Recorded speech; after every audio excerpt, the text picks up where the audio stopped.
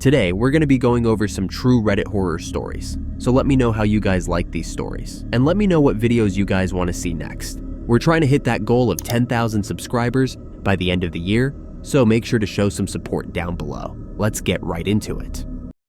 My old house made me too scared to go to sleep, and I still can't come to terms about what happened. I lived in my old house from ages 0 to 10. It was a small house, and me and my parents' rooms were attic rooms with a staircase separating the two. From when I was a toddler to until I moved, I had encounters that stressed me out so much. I was too scared to sleep, and it ruined my mental health. The earliest memory of it was when I was still in a cot. At random points in the day or night, I would see a tall woman walk into my room, enter my wardrobe, and shut it. I have this image burned into my mind of the woman closing the door on herself. It was so vivid, and I remember it so clearly. I screamed for my parents every time, and they opened the door, and there was nothing there. I was so scared of this woman. My parents eventually moved my room around, so my cot was far away and facing the wall rather than the wardrobe.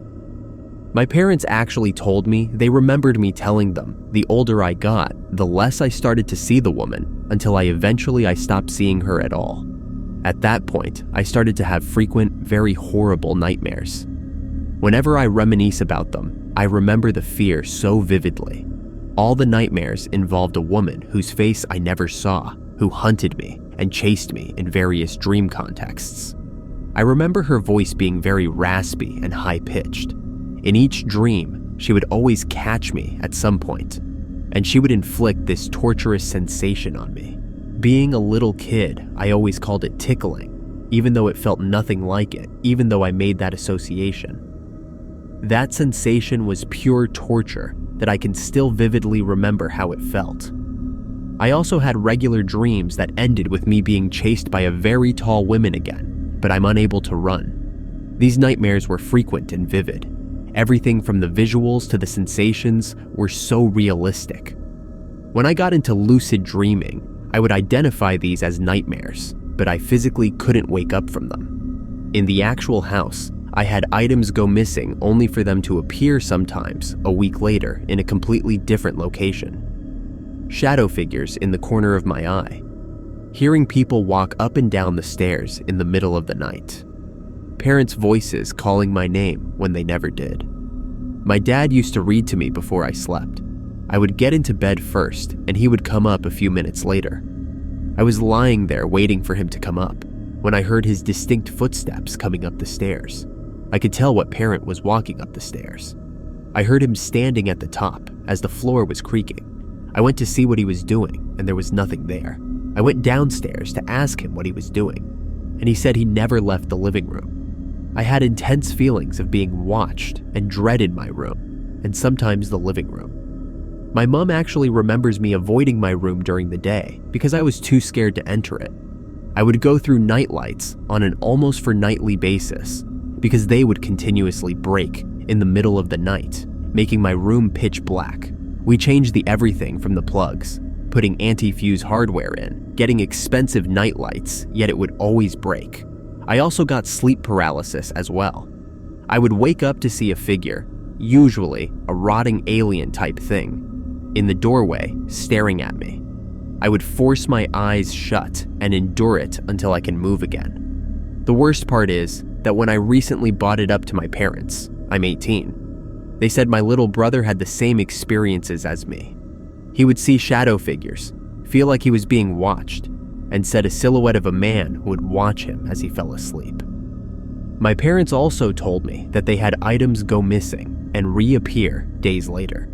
They purposely never told me because they didn't want to scare me. Unsurprisingly, all of this ended when I moved house. I had a normal childhood after that. Even the dreams of the woman completely vanished out of nowhere, which is surprising considering they left me literally traumatized due to how bad they were. I also never got sleep paralysis ever again. Literally entering and sleeping in my new house for the first time, the air felt different. It didn't feel dense or like I was being watched. It felt what I would describe as normal.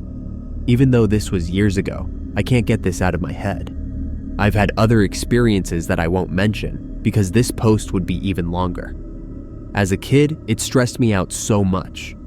I would be terrified to sleep and would dread bedtime. I was severely paranoid 24/7. My grandparents' house. This took place back in 2019 when I was 11. My grandparents live in a large Victorian-styled home on the outskirts of Portland, Oregon. The building was made in the late 1800 IES, so it has that classic old building look to it. Me and my family go down there occasionally from our home up near Bellingham, Washington. And in early September of that year, my family decided that they wanted to pay my grandparents a visit. I was excited to see my grandparents, but not so much to go to the house. Up until that point, nothing out of the ordinary had happened in that house. The only thing it did was creep me out, especially if I was alone. The first day we were there, nothing out of the ordinary happened. My grandparents and I did our annual game of Clue, a murder mystery board game. We enjoyed dinner, and that was basically it. But little did I know when I went to sleep that night that tomorrow would be anything but ordinary. When I got up the next day, I was excited because I was a die-hard Seahawks fan, and today was going to be their first game of the season. Outside it was warm and muggy, so in my room, which was one of the 2 rooms on the 3rd floor, I had the window open with the fan on to let all of the hot air out. Later that day, my dad came up to my room and said that he and everyone else was going to go on a walk.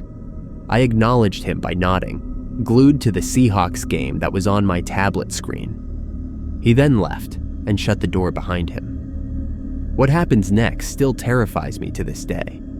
About 10 minutes later, I heard what I thought to be my mom yelling from downstairs. Somewhat annoyed, I stood up and turned the fan off next to the window to listen if my mom was actually calling me or if my mind was playing tricks on me. Then I heard it again. My mom was definitely calling my name. I opened the door, frustrated I was missing part of the game, and yelled and annoyed, "Yeah?" When there was no response, I yelled down from the 3rd floor stairs again, "Yeah." Then my mom called back and said something like, "Want to show you this?" or something like that. I couldn't really make out what she was saying. Annoyed, but not wanting to ignore my mom, I hurried down the stairs onto the 2nd floor. "Where are you?" I called, genuinely not knowing where she was. "Here," she said.